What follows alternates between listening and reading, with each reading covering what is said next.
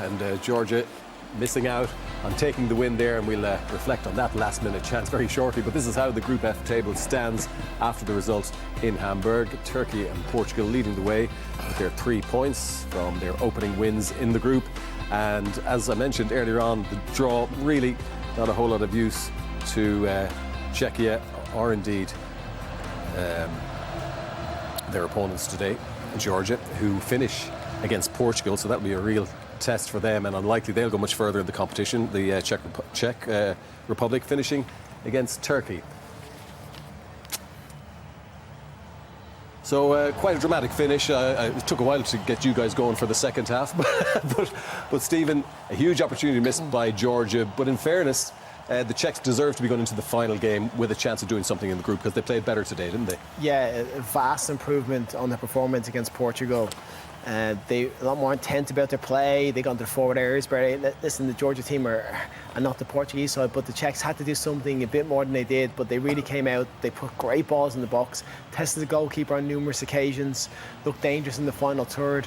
Defensively looked solid enough, and the Georgians, a couple of breakaway moments, one at the end there where they could have stolen the points, which was just, if they had to put that away, it would have been really harsh on the Czechs. But you have to give credit to both teams. They went at it right to the end. It was a tightly fought game, and both teams left everything on the pitch, but it doesn't really set either of them up for a great position because they're going off to face stiffer opposition in these final games. Both of them will be facing Turkey and Portugal, so it makes it hard for both sides. Kevin, you promised us a thrilling second half. Didn't quite materialise, did it? My final words, Peter, we're in for a great second half. God. But could I suggest that for Georgia, possibly after the emotional outpouring during that first match, that possibly it began to take its toll because they really did begin to tire. But were they tiring both physically and emotionally towards the latter stages of that game? Possibly. They left it a while to make substitutes as well, Peter. And listen, the way they were playing, they were sitting back and trying to soak it up and catch them on the break like the plan nearly worked. In fairness to the Czech Republic, they were better. They were much better today. But I can't remember any real clear-cut chances they got their goal, obviously. But as much possession, as many shots they had, the saves the keeper had to make, good saves from the drop, but no world-class saves. I can't remember one-on-ones or, clear-cut chances. It was all, hard. As we said about the Czech, and the complaint about them is they don't score a whole lot of goals. For what they had today, for the amount of possession and the good balls into the box from Fabulous, the best deliveries into the box I've seen all tournament was from them today. They probably should feel they should have got more out of it. Yeah. And it left it open for Georgia, a little bit more composure. 3-on-1 in the end. I think everyone, including ourselves here anywhere, willing them, because you want to see they are the underdog. Score, and they have a difficult game now. They're not out of the tournament. They still have a chance, but a very tough chance. They're playing Portugal in the last game. I suppose a lot of it will maybe depend on Portugal's result later. If they win the game, Portugal will possibly change it up and give them maybe a glimmer of hope in that last game. Well, the keeper certainly did well for them this afternoon, and they really have an extraordinarily passionate support, Georgia. And I suppose, Didi, in a way, it is good that there still is something to play for when they go to that final game, but highly unlikely that they'd beat Portugal to advance in the competition. Yeah, as Kevin said, I think it depends. If Portugal win tonight, then there might be a chance if the rest plays, but then again, you probably still fancy Portugal's second 11 to be the Georgia side, because they had to invest a lot. They've been under the cosh for 90 minutes today. It was a tough game for them. It looked a warm day in Hamburg, and what you have to give them credit for, I think they had 4 or 5 shots on goal. The Czechs had 25, but they hung in there. Obviously, the goalkeeper kept them in the game. They never stopped believing, and they probably felt, we get one more chance. And they did. And what a chance it was, because it fizzled out. No real chances for the Czechs, but then in the last minute, what an opportunity. Yeah. And obviously they conceded because the goalkeeper went up against Turkey. This is Trakvitadze here. He drives the ball. He does everything right. And he passes. And if you see the replay, it just bubbles up. For the other substitute, Lovia needs to come on. Here it just bubbles up a bit, and he goes, half a foot over the bar. And you see the reaction of the people. You see his reaction. They're still in the tournament, But if this goes in, they are bang in the tournament. Yeah. Because then 3 points might be enough. They might get a draw if Portugal win. So, would they have deserved it? Probably not. But that's football. It's not the sort of bobble that you expect to see on these manicured pitches, Kevin. A little bit unlucky, but some others would say, well, it actually sat up nicely for him, that the finish should have been better. Yes, the way he went to strike it, I suppose, with the side foot. He went to control it. He didn't panic. In fairness, with his finish, he technically went to do the right thing. If he's going laces through it and it bobbles like that, it still stays down. But the fact that it's going side foot takes that only 3 or 4 inches, not even that. It just comes off the foot a bit higher. They'd had, two other opportunities in that half to do something very similar. One right before the Czechs' goal, before they conceded, where they were through. One bad decision with their passing, they'd been in on goal, and the Czechs went straight down and won the corner and scored from it. So that was their game plan. Nearly worked a few times. I mean, brilliant. If you had the cameras in the studio to see. The bad news for you is there are cameras in the studio. They had been on and recording and seeing us head in hands here. But, just felt you beforehand speaking about Georgia and the story and the backdrop to it and how they got to the tournament, you just have a soft spot for them. And you see the fans here with the players, the whole squad, at the end of the pitch where the fans are. Mamadashvili, the goalkeeper, gave his gloves to 2 fans. They put it straight on. It's their day, and they've never been to a tournament, and you don't know how long it takes till they get there again. So it would have been a wonderful story. See, we try to be neutral, but I think it's very hard not to have sympathy with them. They're probably the lowest ranked team in the tournament, and the way they played in the first game against Turkey, you feel like they're really in it. And then for that, just the last moments, just 2, like Kevin said, 2 breakaway chances that could have won them the game. But they just, that last bit of quality in the final third where they needed it and it didn't come up. And that probably shows where they are ranking-wise.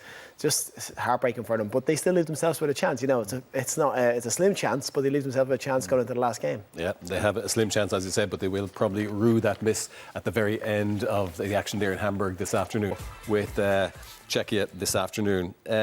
OK, let's look back. And my director today, he reminded me of a goal that was scored by Patrick Schick against Scotland at the last Euros, and that was from the halfway line. Kevin, this one was scored from a little bit closer in. Yeah, and just as important, and I swear to God, will mean as much to him as that one did. It's nearly more it is more a striker's goal. This is why it was a great corner, first of all, and they did put in great lifts. The best corners I've seen all tournament, because they have been very poor, the corners in this tournament. Win that first header and anything can happen. No one on the post, back post, has been a couple in the tournament gone in there, but it bounces up and he is there, Johnny on the spot. He'll make that run probably every time in that game. He's probably made it every time in the game before, and you have to keep going and keep doing the same thing. And the coaches, whoever works in corners with them, will be saying, you need to be there, because if we win the first header, someone has to be at the back stick, and he's the one. And this bounce up, doesn't know nothing about it, hits the chest, goes in, his goal, and that'll be down forevermore. He's 1 and 2 for his country. Yeah. Nearly scored, had great bit of skill in the first half. Keeper made a fabulous save from Willie. He's a good player, and they need him. They really need him, because they struggle for goals. But it looks like he'll be out, because he picked up a calf injury, did he, towards midway through that second half, and he's a big miss for them if he can't play in the final match. Huge. Obviously, Logic plays for Leverkusen as well. He did well for Leverkusen when he came in this season, but obviously Schick is a proven player. Yeah. Didn't know much about that goal, because it hits him on the chest or the belly. It goes in, come off with a calf injury, and I don't think it matters whether they do go through or not. That'll take a few weeks.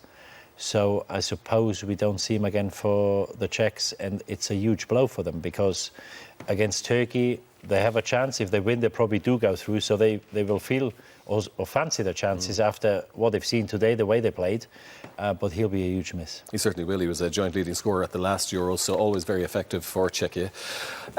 After that, I mean, they began to dominate the game, but, Stephen, they didn't really produce too many chances. I think we've only picked one from the rest of the second half. Yeah, not really clear-cut chances, but they put some great deliveries in the box, Kevin says, well, corners. This one, again, very similar to their goal. They scored, gets across his front man, heads it, just goes wide. They're better in this and winning the ball back high up the pitch. Georgia were guilty giving away when they driving through. Mamadou, he was very good in goal, but everything was comfortable for her. It wasn't actually really hard work, but like I said, from this wide area, the left-hand side, they put in some great balls into really good areas. They were getting bodies in there, but you would have liked an extra person in there as well to cause problems. Again, another strike. down the throat of the goalkeeper, so it was an easy enough setting for him. So for all their possession and all their entries into the final third, there wasn't any really clear-cut chances. But they're definitely vastly improved from what they were against Portugal. They look like a team a bit more intense, a bit more physical presence in the game, and they took it to them. So they go into the next one feeling like they can get something, I think. Yeah, a performance that suggests they could give Turkey a game. Yeah, absolutely. Because I think a big plus is the physicality. And they got a goal from a set piece today. They probably could have had 3 or 4 because the balls Jurasek played in were simply outstanding. As Kevin said, the corners, everything was right on the spot where the big lads had a chance to attack the ball. And if you're not careful and you concede 1 or 2 of a set piece, I don't think it's too easy to score against them, as the Portugal game showed. No, they surprised me today, I've got to say. I didn't give them much chance to get out of the group. But after tonight or this afternoon, I think it'll be an open game against Turkey. Yeah. As far as Georgia's second half performance was concerned, they didn't really produce a whole lot, did they? No, nor did they in the first half, but they were winning 1-0 at half time. And then they had a brilliant opportunity, or 1 or 2 breakaway opportunities, where they just made bad decisions. And I think it led him down the decision making because they hung on to the ball for too long. Usually, but here he plays it too early. Kvaratskhelia goes here. He's got to drive the ball. He's got to wait another 10-15 yards. And the only reason he played it, because he wanted the ball back. And he should have forced the defender to make a decision. He didn't. And the decision-making let him down. They hung on to the ball far too long at times. Here they do everything right. It just goes 1 inch or 2 inches over the bar. It sets up a bit. What an opportunity. And you know, if you play games like this, it would have made a huge difference to win that game. And they'll be sitting in the hotel tonight or lying in bed thinking, what could or would have been if this goes in? Because then you might even play a Germany, a France, a England in the next round. It's a distinct possibility.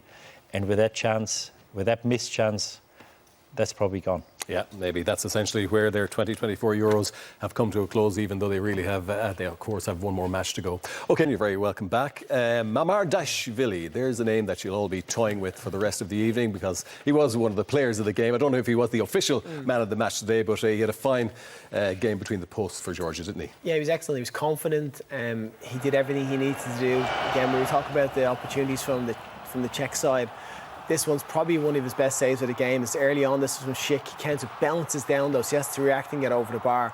Good save from him. But anytime he was tested, anytime he was asked of him, he came up trumps and just good positioning, good hands. All-round play was excellent. I just think he was really important for them. Like Kevin said earlier, from a player who had come in to be 3rd, 4th choice at Valencia to be starting every game. This is a wonderful save from Schick again. And I think throughout the whole game, he gave the team confidence. As soon as they broke that line, as soon as they got an opportunity, the Czechs, he was always there to keep them at bay. Punched things out to the side as well. So it wasn't just, you see in the first game, the Czech keeper pushed stuff back right in the middle of the park. Yeah. Everything was out wide, high. I think he was excellent, very confident, and you know they relied on him heavily throughout that match. Yeah, Kevin, I think if Shea was here, he'd be extolling his virtues because it was a good performance, and it's so important for the defenders in particular to trust their goalkeeper, and they obviously do. Yeah, watching him, he gave you confidence from minute 1. You can tell pretty much straight away when the keeper looks a bit nervous or a bit dodgy. Not with him. You said the most impressive thing was those saves that he did made, how much distance he got on the ball out to the side, away from danger, which we've seen a few times in the tournament. The keepers haven't been doing really good, and his story, his background, he had an interesting one on him, a club he played for in England when he first started off. But that's right, yeah. No, that was a Czech keeper, actually. Oh, was it? Him, it was a Czech keeper. But, yeah, calm, composed, what a keeper, brilliant. And the story, I couldn't believe when Kev told me this before the game at half-time, that he joined the club Valencia as 4th choice keeper. Last summer, that was just last summer. And I think it should give everybody hope and belief, because for young players, goalkeepers, you go to a club, you don't get a chance straight away. And it just goes to show, keep believing, keep working hard. And if you get a chance, you know, things happen. And they happen for him. He got in goal, got man of the match in one of the first games. He kept the gloves ever since. And what a story. Brilliant. And the way he's kept goal this afternoon, I can imagine there might be 1 or 2 clubs, maybe even from England, will be sniffing, because a commanding goalkeeper, calm, composed, brilliant. Yeah, and as we know, they're few and far between. Even at the top clubs, sometimes they struggle to get a really reliable goalminder. Kevin, just before we wrap on this game, what's the significance of this draw outside of Group H? You know, I'm trying to rack my brain and what that will leave them. Was doing other third-place teams. Yeah, a favour, I know. isn't It gives everyone people hope. It gives Scotland hope, you know, because now they're on 1 point. The max they can get is 4 points. Other teams will be looking at that and seeing, and it's leaves it open to this game tonight now as well. Already, we're not getting into the game next, but seeing the changes that have been made in the Turkish team and maybe what way they're thinking about it. It's the joy, I think, I've been critical of expanding the tournament a little bit and giving third place teams, because I think it's taken from the first game or two with the big teams. They win it and they realise they're through now, they're top in the group. But it means that the last games in the group now have meaningfulness, you know, really big. It gives Georgia a small chance, but in the normal tournament they'd have been out now and forget about the last game. Now they still have a chance going into it, and it makes it interesting for us, for everyone else, and for the teams to still be fighting. I don't think there's any dead ringers now going into the last round. If Portugal run out winners in this game now, it sets up Czechia and Turkey in the last game for an unbelievable finale to that group, because it's all to play for between those sides, obviously depending on what happens in this one. But I think it does. It sets the teams up now. They're on a point each. Yeah, it's not dead and buried, and it keeps Georgia. It gives them a little bit of hope that they're still in the tournament, whereas before they'd be packing their bags and now they're going into the last game. Yeah, a reminder, of course, that 4 of the best third-place finished teams will go through to the round of 16.